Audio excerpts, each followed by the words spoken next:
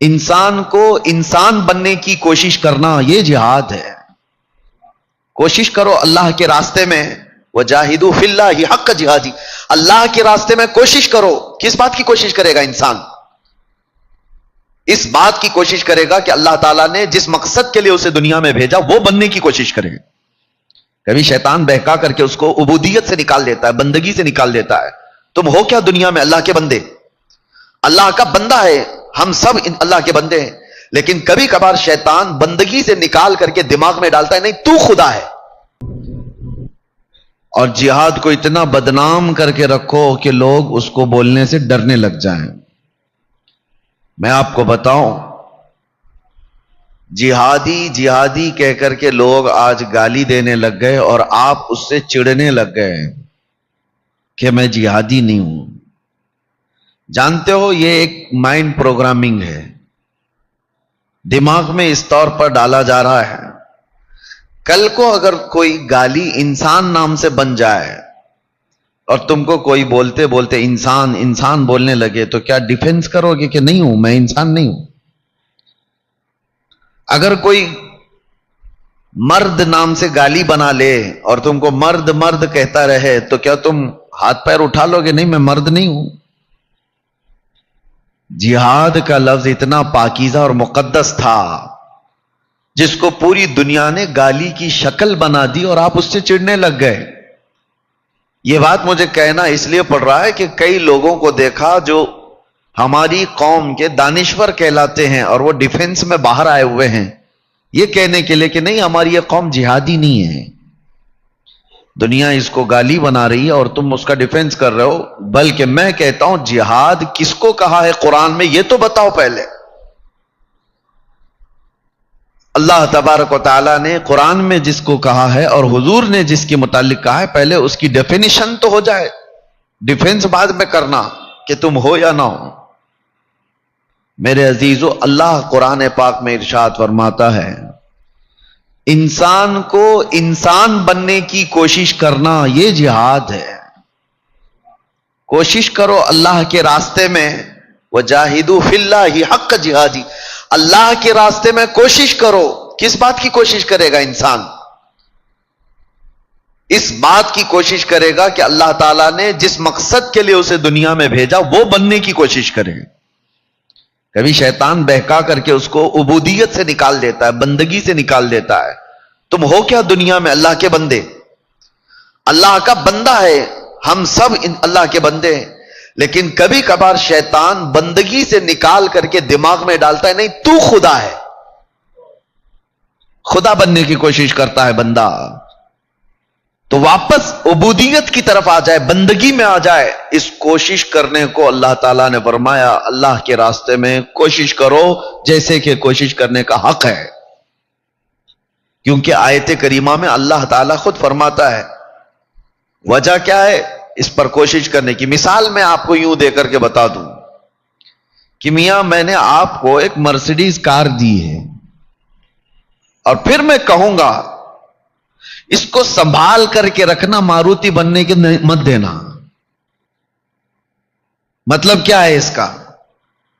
میں اگر آپ کو کار دے دوں اور یہ کہوں اس کو کار ہی بنائے رکھنا، ٹریکٹر بننے مت دینا،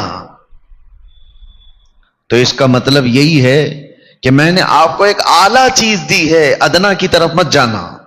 اور قرآن میں اللہ فرماتا ہے وجاہدوا فی اللہ حق جہادی هو اجتباکم، اللہ کے راستے میں وہ کوشش کرتے رہو جو اللہ نے تمہیں بنا کر کے بھیجا ہے. وجہ یہ ہے کہ اس نے تمہیں چنا ہوا ہے. هو اجتباکم، اس نے تم کو چن لیا ہے. وما جعل علیکم فی الدین من حرج، اللہ تعالیٰ یہ بھی فرماتا ہے تمہارے دین میں اللہ نے کوئی زبردستی نہیں رکھی ہے. ملت ابیکم ابراہیم هو سماکم المسلمین، تمہارے باپ ابراہیم کا دین وہ کیا تھا؟ وہ اسلام. اور اللہ تعالیٰ فرماتا ہے تمہارا نام اللہ نے مسلمان رکھا ہے، کسی کے باپ نے نہیں رکھا، اللہ نے ہمارا نام مسلمان رکھا. آئیں کائیں مت کرو، شرماؤ مت، ٹوپی چھپا کر داڑھی نکال کر کے میں کامن آدمی لگوں، سیکولر لگوں. سیکولر کا مطلب ہوتا ہے ایک منافق. وہ ادھر بھی رہنا چاہتا ہے ادھر بھی رہنا چاہتا ہے. میں کہتا ہوں کہ آپ پیور بن جاؤ, جو ہو وہ بتاؤ. اللہ تبارک و تعالیٰ نے تمہارا نام مسلمان رکھا ہے تو کھل کر کے مسلمانی کا اظہار بھی ہو. لوگ نام ایسے ڈھونڈتے ہیں انٹرنیٹ پر کہ کامن لگنا چاہیے. کہ ایسا کچھ نام بتائیے جو سب میں چل سکتا ہو. میرے عزیزو, ایک شخص حضور کی بارگاہ میں آئے, کہا بیٹا پیدا ہوا, آقا نام کیا رکھو؟ حضور نے فرمایا محمد رکھو. بیٹا پیدا ہوا, محمد نام رکھا. چند سالوں کے بعد آئے, دوسرا بیٹا پیدا ہوا. حضور کی بارگاہ میں عرض کیا کہ یا رسول اللہ صلی اللہ علیہ وسلم بیٹا پیدا ہوا ہے, نام کچھ آپ فرمائیں. حضور نے فرمایا محمد رکھو. پھر محمد رکھا. تیسرا بیٹا پیدا ہوا, پھر آئے حضور کی بارگاہ میں, کہا حضور نام کچھ میرے بیٹے کے لیے, تیسرا بیٹا ہوا ہے. حضور نے کہا محمد رکھو. انہوں نے کہا یا رسول اللہ پہلے بیٹے کا نام محمد ہے, دوسرے کا بھی محمد ہے, آپ نے تیسرے کا بھی بتایا. میرے آقا نے فرمایا تجھے کیا فرق پڑتا ہے, ایک گھر میں 3 محمد ہو جائیں. اور یہ فرمایا گیا کہ جس کا نام محمد ہوگا قیامت کے دن جیسی ہی اسے پکارا جائے, سنو ہوگا یہ محشر کے میدان میں. روایات بتاتی ہیں کہ سب سے پہلے فرشتے حضور پاک صلی اللہ تعالی علیہ وسلم کا نام لے کر پکاریں گے, محمد کہاں ہیں؟ اس لیے کہ محشر میں سب کے نام چلیں گے, ہمارا بھی نام ہوگا, آپ کا بھی نام ہوگا. حضور کا نام لے کر جیسی ہی پکارا جائے گا تو جتنے محمد ہوں گے سب دوڑ کر کے آ جائیں گے. فرشتے کہیں گے نہیں تم کو نہیں بلایا گیا ہے, وہ محمد ابن عبداللہ آمنہ کے بیٹے کو بلایا گیا, رسول اللہ کو. رب تعالیٰ فرماتا ہے میرے نام نبی کے نام پر آئے ہیں, سب کو بخش دو, اب واپس مت کرو. ایمان کے ساتھ آئے تھے. یہ نام رکھنے کا وہ اثر ہے میرے عزیزو. یہاں لوگ چھپانے کی کوشش کر رہے ہیں, سیکولر بننے کی بات کی جا رہی ہے. آپ کو اللہ تعالیٰ نے جس دین پر رکھا ہے اس کا کھل کر کے اظہار ہو. میں ایک بات اور بھی کہتا ہوں, ہاں اظہار تو کرتے ہیں ہم, بہت زیادہ کرتے ہیں. شو شائننگ میں بہت زیادہ ہے ہماری قوم. کہاں پہ پھول برسائیں گے ہمارے اوپر, 1 کنٹل پھول. کسی جلسے میں جاؤ تو ہم دیکھتے ہیں, اور کاروں کی قطار ہے. پوچھنے پر پتا چلا کہ ہم اپنی شان کا اظہار کیوں نہ کریں. شان کا اظہار یہ کچرا کر کے پھولوں کی برسات کرو, پنڈال لگاؤ, بہت بڑے بڑے کمکمے لگاؤ, جھنڈیاں لگاؤ, پھر پتہ چلتا ہے جلوس میں ساری چیزیں, اس لیے کہ اسلام کا اظہار کر رہے ہیں. ارے نادان, اسلام کا اظہار تیرے چہرے پہ ہوتا, تیرے لباس میں ہوتا. تم نے اپنے جسم پر اظہار تو نہیں کیا اور چیزوں میں اظہار کرنے کی کوشش کر رہے ہو. مسجدوں کے مینار اتنے بلند ہو گئے, اس کی داڑھی 2 انچ بھی بڑی نہیں ہوتی. مسجدوں کو کتنی اوپر تک بنا دیا گیا ہے, تم نے اپنے آپ میں اظہار کیوں نہیں کیا؟ میں اکثر ایک بات کہتا ہوں, تم لڑتے ہو جھگڑتے ہو روزانہ اپنی داڑھی سے, اور یہ داڑھی بھی بڑی ضدی ہے. روز صاف کرتا ہے بیچارہ, داڑھی کو بولتا ہے نہیں میں مرد نہیں ہوں. وہ صبح نکل کے آتی ہے اور پھر بولتی ہے نہیں تو مرد ہے. پھر وہ نکالتا ہے. یہ اس کا جھگڑا تو زندگی بھر چلتا رہتا ہے. وہ ساتھ چھوڑتی نہیں اور یہ رکھتا نہیں. اس کو مذاق مت لو. یہ بات اس لیے میں عرض کر رہا ہوں کہ اللہ کے نبی صلی اللہ تعالی علیہ وسلم سے محبت کرنے والا دنیا داروں کے چہروں کو کیوں اپنانے لگ گیا؟ حضور سے محبت کرنے والے کو ڈر کس کا ہے؟ کس کا ڈر ہے؟ دنیا کا ڈر ہے کہ تمہیں دنیا تانا دے گی. یہ کیسے چہرے ہیں؟ مجھے بات یاد آتی ہے, مولانا علی برادران 2 لوگ تھے آزادی کے موقع پر, محمد علی جوہر اور شوکت علی. ناگپور میں گیا تھا, ایک بہت بڑے مفتی ہیں, انہوں نے مجھ سے کہا تھا کہ آزادی کے موقع پر یہ دونوں مولانا لوگوں نے ایک بڑی بات کہی تھی. کہا کیا؟ کہا 15 منٹ کے لیے وہ آئے تھے اور سارے مسلمان استقبال کے لیے گئے. اس وقت بھی حالات بڑے خراب تھے, سب جگہ پر تعصب بھرا ہوا تھا, مسلمانوں کے خلاف بڑی بڑی سازشیں چل رہی تھی. اس وقت لوگوں نے پوچھا کہ آپ قائدین ہیں, کچھ بتائیں کیا کرنا چاہیے. انہوں نے کہا بہت بڑی طاقت وغیرہ جمع کرنے کی ضرورت نہیں، دو چیزیں پابندی سے کر لو، دیکھو پھر۔ کہا کیا دو چیزیں؟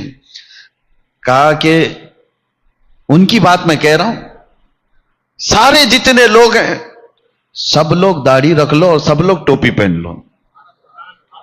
کہا اس سے کیا ہوگا؟ کہا تمہیں پتہ نہیں، اللہ نے اسلامی شکل میں وہ رعب عطا فرمایا ہے، وہ رعب عطا فرمایا۔ تم ہو کروڑوں کی تعداد میں لیکن دکھتے کہیں نہیں، تم کامن بن کر کے جی رہے ہو، سیکولر بن کر کے جی رہے ہو، اپنے دین کو چھپا کر جی رہے ہو۔ اور دیکھو ہزاروں کے مجمع میں 4 سکھ بھی ہوں گے تو لگتے ہیں کہ ہاں سکھ برادری کے لوگ ہیں، کیونکہ انہوں نے اپنی شناخت کو برقرار رکھا، اپنی پہچان کو برقرار رکھا۔ وہ ہزاروں میں 4 بھی ہوں تو نظر آتے ہیں، اور تم لاکھ بھی ہو تو نظر نہیں آتے، پوچھنا پڑتا ہے نام کیا ہے تمہارا، وہاں سے بھی نہیں سمجھ میں آتا، اس نے راجو نام بتا دیا، وہ ادھر بھی ہے ادھر بھی ہے، سمجھ میں نہیں آیا تو باپ کا نام پوچھنا پڑتا ہے، باپ کا نام کیا ہے، اس نے ببلو بتا دیا۔ راجو سے بھی نہیں سمجھ میں آیا، ببلو سے بھی نہیں سمجھ میں آیا، ادھر کا ہے کہ ادھر کا ہے، دادا تک جانا پڑتا ہے۔ کیا یہ ہماری پہچان ہے؟ اللہ کے رسول صلی اللہ تعالی علیہ وسلم نے جن صحابہ کو اپنے معاشرے میں رکھا، اللہ اکبر، ان کی پہچان کیا تھی؟ ایک رومی بادشاہ نے حضور صلی اللہ تعالی علیہ وسلم کے ایک سفیر کا کیسا استقبال کیا تھا۔ ایک صحابی روم گئے ہوئے ہیں اور وہاں کے بادشاہ سے ملاقات ہے، حضور کا ترجمان بن کر کے گئے، ایمبیسڈر بن کر کے گئے، روم یا دوسرا بیزنطین کا کسی علاقے کی بات ہے۔ اس بادشاہ نے آپ کے وہ صحابی حضرت نعمان، ان کے اعزاز میں قالین بچھا دیا ریشم کی، اور کرسی لگا دیا سونے کی کلائی کی ہوئی کرسی، کیونکہ دھاک بیٹھی ہوئی تھی عرب کی لوگوں کے دلوں میں، محمد رسول اللہ صلی اللہ علیہ وسلم کے صحابہ کی فتوحات سب جگہ چرچے میں تھی۔ ایسی بات ہے اس وقت عزت دینے کے لیے یہ کیا گیا، ریشم کا قالین اور سونے کی کلائی کی ہوئی کرسی لگائی گئی۔ وہ صحابی رسول کے استقبال میں، حضور کے نہیں، حضور کے ترجمان، حضور کے سفیر، جیسے ہی وہ آئے انہوں نے دیکھا، اپنی تلوار سے انہوں نے وہ قالین کو ہٹا کے پھینک دیا، زمین پر چل کر کے آئے، کہا کہ اس پہ قدم نہیں رکھوں گا، ہٹا دیا گیا۔ ارے ریڈ کارپیٹ آج کس کے لیے نہیں بچھایا جاتا ہے؟ اس زمانے میں ریشم کا قالین کا مطلب ہوتا ہے سب سے مہنگی قالین ان کے لیے بچھائی گئی۔ پھر جب سونے کی کرسی پر بیٹھنے کا وقت آیا تو انہوں نے اس کو بھی دھکا دے کر گرایا، عام سادہ کرسی منگوائی، اس پہ بیٹھے۔ تو وہ وقت کا جو بادشاہ تھا اس نے کہا کہ اتنا غرور ہے آپ لوگوں کے اندر، اتنا ایٹیٹیوڈ، ہماری دی ہوئی چیزوں کا استعمال نہ کرنا، یہ کیا ہے؟ حضرت نعمان نے کہا ایٹیٹیوڈ، غرور، تکبر نہیں ہے، بات در حقیقت یہ ہے کہ میرے نبی صلی اللہ علیہ وسلم نے مرد کو ریشم کا استعمال حرام فرمایا، اور گولڈ کا، سونے کا استعمال میرے نبی نے مردوں کے لیے حرام فرمایا ہے، اس لیے میں نے تمہارے ریشم کا بھی استعمال نہیں کیا، تمہارے سونے کا بھی استعمال نہیں کیا۔ کہنے والوں نے کہا وہ عرب کے رسول ہیں، آپ کہاں آئے؟ وہ یورپ میں آئے ہو، وہ عرب میں بیٹھے ہوئے مدینے میں ہیں اور تم یہاں پر ہو۔ اس صحابی نے کیا خوب جواب دیا تھا، انہوں نے کہا ہمارا دین وہ نہیں ہے کہ بازاروں میں الگ اور مسجدوں میں الگ، ہم مدینے میں بھی محمد کے غلام ہیں، یورپ میں بھی محمد کے غلام ہیں صلی اللہ علیہ وسلم، جس علاقے میں ہیں ہم اسلام کا اظہار کرتے ہیں۔ یہ پاسداری تھی، یہ احترام تھا دین کا، وہ لوگ کامیاب تھے۔ یہاں پر لوگ ہم سے یہ بھی کہتے ہیں حضرت جہاں جیسے جائیں ویسی بات کرنا چاہیے، ہاں جس پارٹی میں جائے ویسا لہجہ اختیار کرنا چاہیے۔ دیکھو ان سب کا ماحول وہی ہے، سب کا ماحول وہی بنتا چلا گیا۔ ان سے جب بات کرتے ہیں تو سیکولر بات کرنا چاہیے، ادھر آئیں تو ایسا لگتا ہے اس سے کٹر کوئی ہے ہی نہیں، منافقت ہے۔ دین اسلام تمہیں لہجے کے استعمال کا طریقہ تو بتاتا ہے لیکن منافقت نہیں سکھاتا، منافقت نہیں سکھاتا۔ اللہ نے تمہیں اس روئے زمین پر چنا ہے تو پیوریٹی کے ساتھ جیو، जो शनाख्त मेरे नबी ने तुम्हें दिया, इससे बेहतर आइडेंटिटी कोई हो ही नहीं सकती, कोई नहीं हो सकती। सरकार मुफ्ती आजम हिंद रहमतुल्लाह ताला अलैह के जमाने में एक वक्त ऐसा आया कि आप सुन्नत तरीके से खाना खा रहे थे, तो आपके मुरीद और खलीफा ने कहा कि हुजूर, जमाना बहुत तरक्की कर चुका, आप चाकू चम्मच से खाने का वक्त आ गया है, कांटे और चम्मच से लोग खाते हैं, इस तरह से खाने का तरीका आ गया है, तो क्या हम अपने आप को बदल नहीं सकते? वो मुत्तकी परहेजगार लोगों का हाल ये था, उन्होंने कहा कि हर जमाना मेरे रसूल का है, हुजूर का तरीका पुराना हो ही नहीं सकता। तुमने कैसे कहा कि नबी पाक की सुन्नत ये पहले की है, अब नया तरीका आ गया? सरकार मुफ्ती आजम कहते हैं, अल्लाह ने मेरे नबी को कयामत तक का रसूल बनाकर भेजा है, हर जमाना रसूल का है, उनकी सुन्नतें कभी पुरानी नहीं हो सकती। ये तो आज के लोग हैं जिन्होंने हुजूर सल्लल्लाहु ताला अलैहि वसल्लम के तरीकों को ये समझा। फिर मैं ये पूछता हूं, अगर हुजूर की सुन्नतें पुरानी हैं तो हमें देखने को लोग क्यों तड़पते रहते हैं? हम कौन सी दुनियादारों के तरीके पर अब चल रहे हैं? हम आज के दौर में चाहे तुम्हारा जितना भी फैशन हो, हमने देखा है हुजूर पाक सल्लल्लाहु ताला अलैहि वसल्लम की सुन्नत का अगर अमामा पहन ले तो लोगों की निगाहें उठ करके इज्जत से देखती। ये हर जमाना हुजूर पाक सल्लल्लाहु ताला अलैहि वसल्लम का है।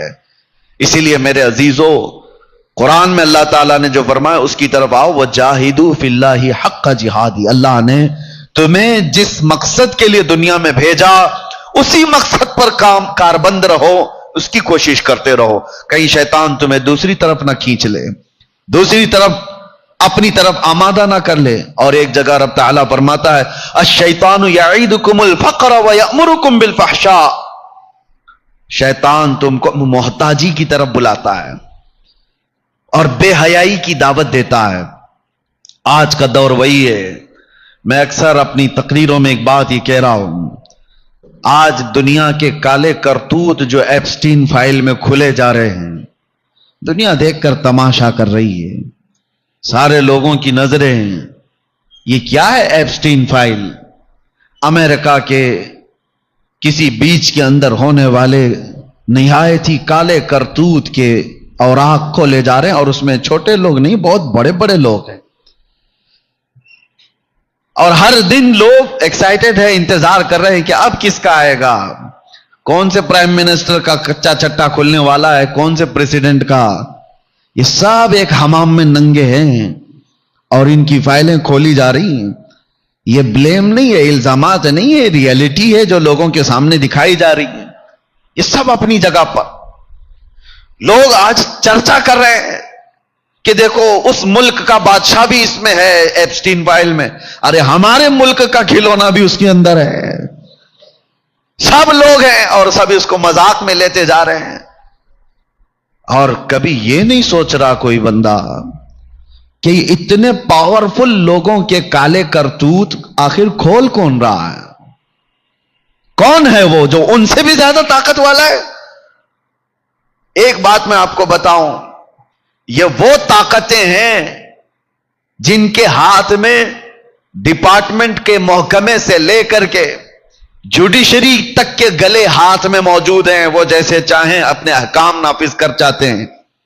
तो देखा आपने, अरे पूरे के पूरे इलेक्शन खा जाएं, वैसे लोग, ताकतवर लोग अपने गंदे और काले करतूत को आखिर क्यों खोल रहे हैं और खोलने कैसे दे रहे हैं? इनके पास तो ताकत है, इनके पास तो पावर है। जो भी इनके काले करतूत खोलेगा उसको तो ये पकड़ लेंगे, गला दबा देंगे, खत्म कर डालेंगे। लेकिन एक बात मैं आपको बताऊं, ये कोई और नहीं खोल रहा है, ये खुद वही लोग खोल रहे हैं। हां, कोई और ताकत नहीं है।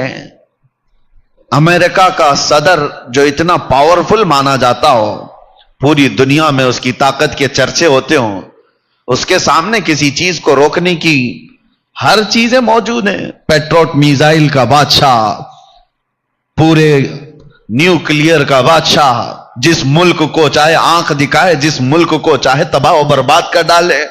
کوئی روکنے والا نہیں, بڑی بڑی طاقتیں اس کا ہاتھ پکڑنے کی تیار نہیں. وہ اپنے گندے کرتوت کو روک کیسے نہیں سکتا؟ روکے گا کیوں نہیں؟ اس کے پاس ساری طاقتیں موجود ہیں. لیکن ایک بات کی طرف میں آپ کو اشارہ کر رہا ہوں, یہ فائلیں کوئی اور نہیں کھول رہا, وہ کالے کرتوت کرنے والے یہ سارے طاقتور خود ہی کھولے جا رہے ہیں. وجہ کیا ہے؟ یہ پورا نظام دجالی نظام ہے, شیطانی نظام ہے. یہ مائنڈ پروگرامنگ کی جا رہی ہے کہ بڑے بڑے لوگوں کے زنا کے کالے کرتوت دیکھ کر عام آدمی پھر یہ سوچنے لگ جائے کہ بڑے بڑے لوگ جب 12 سال کی بچیوں سے بلاತ್ಕಾರ کر سکتے ہیں تو ہم کیوں نہیں کر سکتے؟ دھیرے دھیرے یہ دماغ بنایا جائے, دھیرے دھیرے عام لوگوں کے درمیان زنا کو عام کر دیا جائے. اور مجھے وہ بات یاد آتی, اللہ کے رسول صلی اللہ علیہ وسلم نے ارشاد فرمایا, قیامت کے قریب تم دیکھو گے زنا کو اتنا عام کر دیا جائے گا جیسے کتے اور گدھے راستوں پر جوڑا کھاتے ہیں. انسان اس طرح سے عام راستوں پر زنا کیا کریں گے اور لوگ ان کو دیکھ کر یوں ہی گزر جائیں گے. یہ وہی منظر تو ہے آج. ان کے کالے کرتوت سب دیکھ کر کے لوگ ہنس کر کے آگے فارورڈ کر دیے, ہو گیا ختم. یا تو پھر ڈیلیٹ کر دیا یا شیئر کر دیا. یہ مزاج بنایا گیا ہے آج. الشیطان یعیدکم الفقر ویأمرکم بالفحشاء. قرآن میں اللہ فرماتا ہے شیطان تمہیں بے حیائی کی دعوت دے گا, تمہیں محتاجی کی طرف بلائے گا. یہ بڑا نظام ہے میرے عزیزو. ان خبیثوں کا ایک ہی مقصد ہے, خدائی نظام کو توڑ دینا. اللہ کا جو نظام ہے, اس نے جو انسانوں کے درمیان نظام قائم کیا, اس کو توڑ دینا ہے, ختم کرنا ہے. اس پر ہر طرح کی ممکن کوشش کی جاتی ہے. اللہ کا نظام کیا ہے؟ تمہیں پاکیزہ حلال غذاؤں سے تمہیں رزق دیا گیا, اس نظام کو ختم کر دو. حلال و حرام کوئی چیز ہی نہیں, ہر چیز کھاؤ, ہر چیز کھاؤ. بلکہ میں آپ کو بتاؤں, یہ ایپسٹین فائل میں یہ بھی تک ظاہر کیا جا رہا ہے کہ یہ ظالم مردود طاقتور لوگ جن بچیوں کے ساتھ بلاತ್ಕಾರ کرتے تھے ان کا پخانہ بھی کھاتے تھے, پیشاب پینے والے بھی لوگ تھے. اپنی خواہشات کو کوئی آدمی اس حد تک اگر کوئی غلیظ کرتا ہے تو یہ شیطانی نظام ہے. اللہ کا جو نظام قدرت ہے اس کو پارا پارا کر دو, ختم کر دو. شادی کا نظام ختم کرنا چاہتے یہ دجالی دنیا. نہیں, لیونگ ان لائف ختم کرو. شادی ودی کا نظام جو پسند آئے اس کے ساتھ رہو, جب تک چاہے رہو. بچے ہو جائیں تو بھی کوئی بات نہیں, پھر نہیں ہو تو چھوڑ دو, دوسری رکھو. شادی کا نظام ہی ختم. یورپ میں ہزاروں بچے ایسے ہیں جن کو باپ کا پتہ ہی نہیں, معلوم نہیں رہ گیا, کیونکہ ماں کئی لوگوں کے ساتھ رہی. ایسے ایک دو نہیں, ہزاروں بچے ہیں. نسب کے لیے اسلام نے حفاظت کا اتنا زیادہ حکم دیا کہ ایک طلاق شدہ عورت سے بھی تمہیں نکاح کرنے کے لیے انتظار کرنا ہوگا عدت کا, کہ پہلے والے شوہر کے نطفے کا ہلکا اثر بھی اس کے پیٹ میں باقی نہ رہے, اس کے رحم میں کوئی حصہ بھی باقی نہ رہے, تاکہ تمہارا اور پہلے والے کا نسب مختلط نہ ہو جائے, مل نہ جائے. اسلام نے اس پر زور دیا کہ بچوں کا نسب بہت ضروری ہے. اور اس نظام کو یہ دنیا ختم کرنا چاہتی ہے, پوری طاقت و قوت